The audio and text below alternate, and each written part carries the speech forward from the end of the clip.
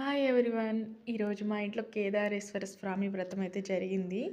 చూస్తుంటే 2 కళ్ళు సరిపోవట్లేదు. చాలా బాగా జరిగింది. చూడండి ఎంత అందంగా ఉన్నారో.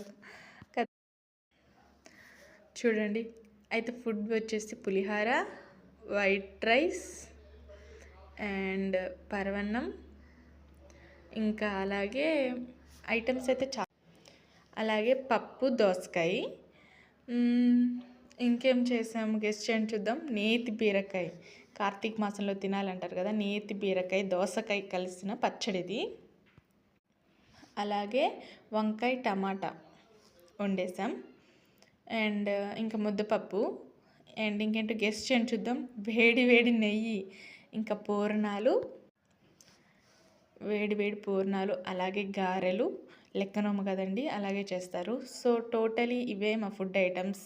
చూస్తుంటేనే నోరు ఊరిపోతుంది కదా. ఇంకెందుకు లేట్, తినేద్దాం.